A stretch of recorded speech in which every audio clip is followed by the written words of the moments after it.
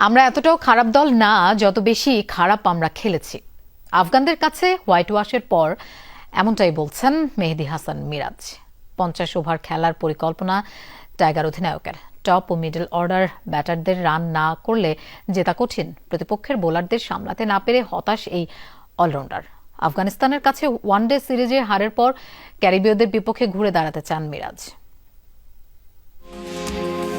একে একে 3 ম্যাচ আফগান বোলারদের সামনে অসহায় আত্মসমর্পণ বাংলাদেশের ব্যাটারদের।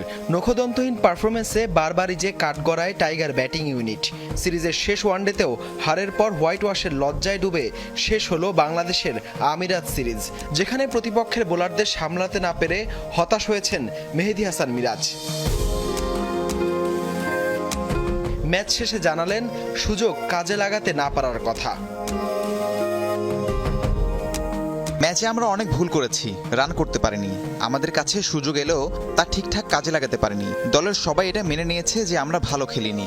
তাদের বোলিং আক্রমণ ছিল দুর্দান্ত, কিন্তু আমাদের উচিত ছিল তা ভালোভাবে সামলানো। তবে আমরা এতটা খারাপ দলও না, যত বেশি আমরা খারাপ খেলছি। পুরো সিরিজেই বাংলাদেশের ব্যাটিং নিয়ে ছিল সমালোচনা। ব্যাটারদের হযবরল পারফরমেন্সে শেষ ম্যাচেও দলীয় স্কোর স্পর্শ করতে পারেনি 100 অঙ্ক। কিভাবে 50 ওভারের পুরোটাই খেলা যায় সেই পরিকল্পনা এখন করছেন টাইগার অধিনায়ক। আমরা কিছু নির্দিষ্ট বিষয় নিয়ে চিন্তিত। আমরা সেভাবেই প্ল্যান করছি যে কিভাবে 50 ওভার খেলা যায়। যদি আমরা রান না করি তাহলে জিততে পারবো না। আমাদের টপ ও মিডল অর্ডার ব্যাটারদের রান করতে হবে। কিভাবে পরের সিরিজে ভালো করা যায়, এখন এটা নিয়ে আমরা ভাবছি।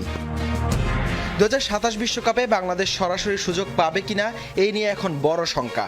বর্তমানে ওয়ানডে র্যাঙ্কিংয়ে 10 নম্বরে থাকা টাইগারদের সামনে 9 জেতে হাতে আছে 23 ম্যাচ।